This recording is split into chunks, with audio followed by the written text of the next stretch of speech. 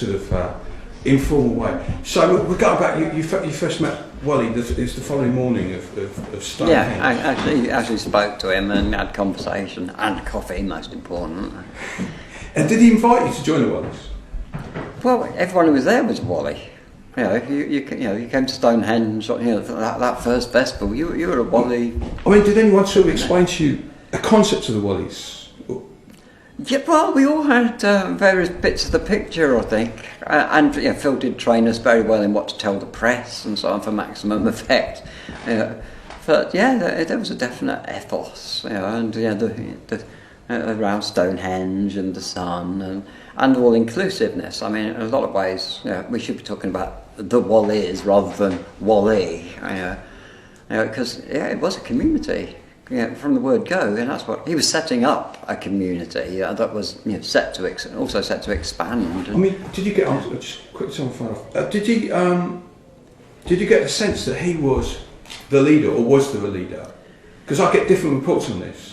He was like the catalyst and the initiator. I mean, he wasn't there giving us instructions and wagging his finger all the time. Phil had a life away from the site and at the site, because I mean, Stonehenge was, and including the squats as well as the camp at the Drove. That lasted for a few years, and Wally wasn't always there. And the idea that he was some kind of cult leader is just ridiculous. Like, we had our own ideas, and we. On the subject of not always being there, do you know where he was staying? I used to meet him other places as well. Right. There was a famous venue in London, the Meet Roxy, like where there was squat gigs and so on, and I ran into him there a couple of times. The Meet Roxy? Yeah. Right, where was that? Well, Notting Hill area. I mean, don't quote me on the actual postcode, but it was a famous underground venue at the time. And where various bands played, people's bands, and he was involved in a bit of art dealing of some kind or another in that area, and that was also as much part of his life as the Wally squats were. So he wasn't like permanently there on a throne telling us what to do. Yeah. So going back to chronologically, so like you stayed on at Stonehenge. Yeah. Then there's about 30 Wallies stayed on at Stonehenge. Then the Department of Environment put in the court order, and everyone was summoned to the High Court. And this is August '74. Were you involved in any of that, the court case? No, I wasn't involved in the court case. I mean, my friend Fritz, aka Clarence, he was one of the guys who went there, and I was close to that circle, but it was a fairly fluid population. When you say 30, 40 people, and there was people going away and other people turning up. I mean, I went back to the site straight after Windsor because there was pretty much nowhere else to go. I was kind of traumatised by policemen and official society. I thought, well, Stonehenge is the place to be rather than back in a town. So that's what drew me back to it. And while I was there was like big force 8, force 10 gale. So we thought, well, let's go and crack some squats in Amesbury. So I was there for that rather than the court case side of things. Can you describe the squat in Amesbury? What was it like? Well, I went through various permutations. I mean, the first squat was down on the main street, but the longest established ones were on London Road, and there was like 3 buildings, 2 on one side, 1 on the other, up on London Road. Those are the longest established Wally squats. And I was there quite a lot of the time, and Wally would turn up occasionally as well. Like the day he was arrested, for instance. Yeah. I mean, so you moved to the squats in Amesbury throughout Christmas. Oh, hold on. Can we also cover Windsor '74 as well? You were at Windsor '74. Yeah, and I was there when Wally was talking to the press. I heard the tape that Dean did recently, and I was like, I was there all over again. Yes. So, can you describe what Windsor '74 was like? Well, it was something you heard about on the grapevine. Let's get down to the festival. So I had no anticipation of trouble. Although I did, I was a bit taken aback by some of the harder drug use that I saw on site. There wasn't a whole lot of it. There was certainly no reason for the police to come in mob-handed, which they did, and that was quite traumatic. I felt even less like participating in mainstream society after seeing what it was capable of against some fairly gentle people.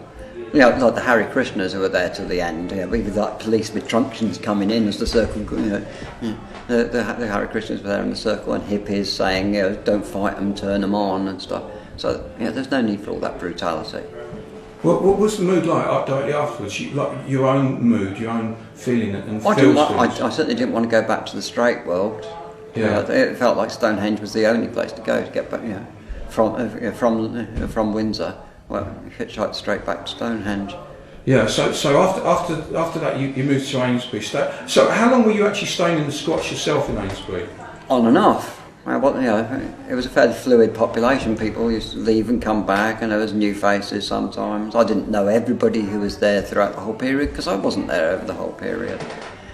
But it was an open door. We used to find hitchhikers turning up at Stonehenge, and we say, "Well, do you want to come back to the squats and crash tonight?" and so on. So it was very, very open door. But it was again, there was the sense of community, but with fairly fluid rules. That was interesting, and that drew me. It was a place to stay where you didn't have to live up to some standard or other. You just had to contribute a bit. Yeah. So we're going into 75 now, and preparations for the second Stonehenge. Yeah. It was Stonehenge 75. Were you involved in the promotion of Stonehenge? Well, apart from being resident Wally, not particularly. I mean, we were a very visible sign of the intention to have a festival. People knew what the Wallies were about. We were doing our counterculture thing, but no, I wasn't out sticking posters up or whatever. When I turned up, originally I was basically a teenage runaway, so I wasn't a very responsible person. You know what I'm saying? But I was aware of it all and supportive of it all. So you were there the day he got arrested, which I believe was April 75. No, April or May, yeah. Yeah, I think it was April. May the 5th. Was it May the 5th? Yeah. May the 5th be with you. Right. Yeah. Can you tell me what you remember that day? Well, there was a young lad called Scotty who was an even younger teenage runaway, and I believe it was actually his acid, but Phil was... said, no, I'll take the rap and I'll give a... Can you talk to us about the raid? When there was 3 houses, so different people saw different things. And I'm not even exactly sure where Phil was when the police first turned up either. But I do remember that he wanted to make an ideological point about acid rather than have this young guy go to court. Yeah. And that was fairly typical of him. So he took the rap for someone else? Yeah. So basically they found the acid and he... And he put his hand up, yeah. Were you there when that happened? Yeah. Right, so what was his word? Sorry, I know it's a long time ago. Well, obviously he didn't tell the police, I'm going to be giving a big spiel in court to say how wonderful LSD is, and I think but that was his kind of idea, that it was a sacrament and what have you, and that he could use this as a platform and at the same time get this young man out of trouble. Because he felt, the force was with him, as it were. Yeah. And sometimes he was very charismatic and could make things happen. But as I told you, he was very vulnerable and a bit naive. So he was basically sacrificing himself for because his history, that he got put in prison at a very early age for drugs. So he was obviously trying to prevent that bad experience happening to someone else. Yeah. Did you see him? Because I'm trying to get images for the film. Yeah. Did you see him get taken away by the police? As I understand it, he marched down to the police station. Yeah. I think they already had Scotty, but I might be misremembering. But that was my impression. Certainly, was they had Scotty and he intervened. But no, I saw images, and I recall images of him in the middle of the road, immediately post raid. So that makes sense of what I've been told since, is that he marched down and did it rather than got taken away. Yeah, I've had quite a few others say that he went down to the police station. When he wasn't going to be arrested, he kicked one of them in the balls. You can make it. Otherwise, he wouldn't have been arrested. Yeah. They'd have told him to go off again. So what was there a plan after? So was Phil the only one arrested? Well, initially, I guess young lad Scotty was in the frame. And also, when I think of this, what did you call him? Did you call him Phil? Because obviously, if you called him Wally, everyone's called Wally. That would have been a bit confusing. So, did you call him Wally Hope or did you call him Phil? Both. Yeah, Wally, Phil, and Andy is a very omnipresent man. Of course, we all called each other man, which is very convenient when the police ask, who are you with? Who did you get this from? I don't know. We just called each other man. So we had a variety of short names for each other. So after he got arrested, did the Wallies have a meeting, decide to do anything? What was the mood? Well, there was no official committee or anything. It was fairly anarchic. Yeah. I mean, did you? I don't want to feed lines, but did you maybe just think that he was going to be let out straight away? That it was, Yeah, we didn't think it was necessarily going to be a big deal, but then we heard he'd been sectioned. Yeah. So what was your reaction when you heard he'd been sectioned? Well, it's not a good thing. Not a good thing at all. Yeah. But what was your feeling like? I mean, obviously, it's not, like maybe to do something about it, or maybe. There were various ideas about springing him and so on from various parties. But as I understand it, he sprung himself at least once. Yeah. Oh, he heard the escapes? Mm. Oh, right, okay. Yeah. What did you hear?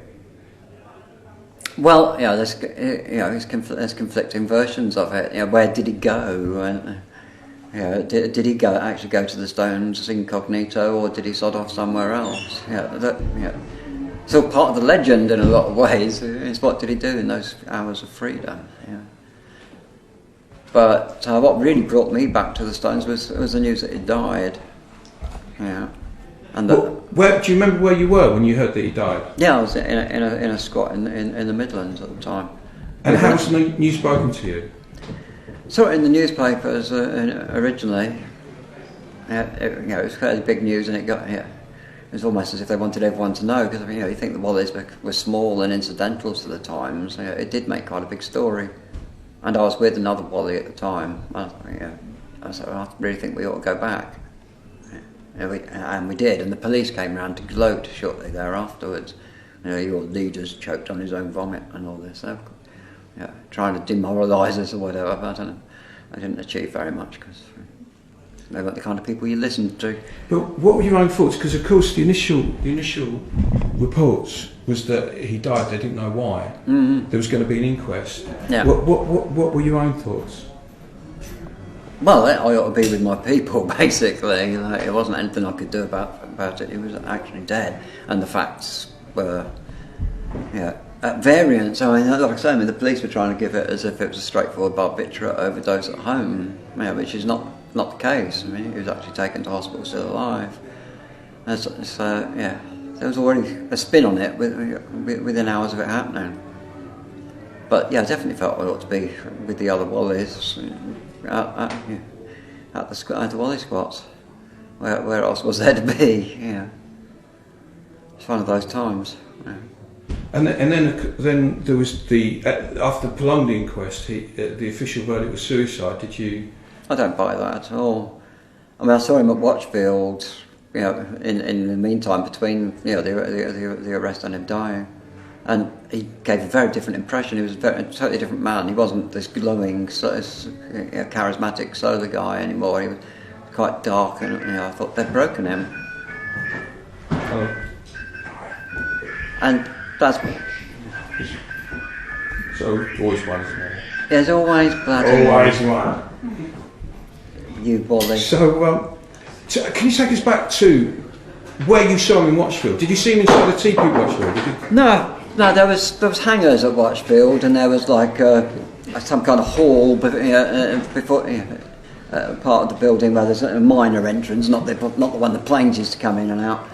And I think the doors were off, and we were just stood there because it was a bit sheltered. And the Bishop of Reading was there, and this young man comes along and says, "I've reason to believe you're the head of Thames Valley Drug Squad," which totally embarrassed the Bishop. And Wally turned up about the same time in a combat jacket, which was totally unlike him. I mean, it was usually a sort of white fringed jacket with embroidery and stuff and this was like sort of dark and huddled guy, right? Totally different man. But there was still a bit of the spark there. It was like he wanted to make something happen, but he what? We weren't, Watchfield wasn't the place, Stonehenge was the place. And so it was quite a fractured sort of festival, Watchfield, and he did seem like they'd broken him. So what killed him, may well have been something they did to him previously, because they used to give the Cray twins loads and loads of like Jackdaw and what have you. It was like they'd done the same sort of excessive stuff on him. They'd broken him chemically. That was my impression. And I feel a bit vindictive about that to this day. I mean, what do you think is Phil's, Wally's legacy now? I think he kind of deserves it. Stonehenge was a massive countercultural event which centred on him and his vision, confused and psychedelic, but also somehow workable. We wanted to create a community and an alternative structure that you could live outside of mainstream society, but not hating it and opposing it, influencing it for the better with love, which is naive hippie bollocks in some ways, but it's not bad, is it? It's not something you kill someone over. So, what's your own feelings about his death? Irate, really. But what do you think actually happened? Because I mean, I don't think he really committed suicide, did he? I don't think so. But I don't know what he was being prescribed or if he was being prescribed anything. I know, but they were into giving psychiatric patients large quantities of drugs, especially if they thought they were trouble. And that was my impression of what happened. His time in the manor was not a good time. So, what's your over enduring memory of Phil? And that's what we're sitting now talking about him 40 years later. And what's the thing that sticks most in your mind about him? No, but the positive side of him. That he was there to be a spokesman. He wasn't trying, to jump on a bandwagon and be a leader. He was actually making things happen, and he was a very positive force, a creative force. He was interested in art, mysticism, and that's the side of him I remember, rather than what they turned him into briefly. Well, I've heard from some people that he had this ability of being able to talk for hours on end about certain things. So have you ever been on the receiving end of one of those diatribes? Oh yeah, I've been around when Wally's giving his spiels, Can you talk a bit about that? Well, it was very positive, and out of context, some of it doesn't make a lot of sense. You got, there was the free festival movement, and things like squats, and not just squats to live, but squat venues and people's bands and things. And Phil was in the middle of all that maelstrom of the counterculture, and saying, look, we can be alternative and have our own infrastructure and way of life. Which in a lot of ways we did, things like the Travellers and the Free Festival scene, which were like places you could go to on a map at different times of year and stuff, and be a self-sustaining community. Phil could see that as a positive, sustainable thing, and did his best to make it happen. I'd like to take you back, this is my final question, take you back to 1974. Right. And I want you to sort of describe, basically the opening words of the sentence is, the first time I saw Phil, I want you to say, the first time I saw Phil, or Wally Hope, whichever name you prefer, and then I want you to describe what you saw the first time you saw Wally Hope, Phil Russell.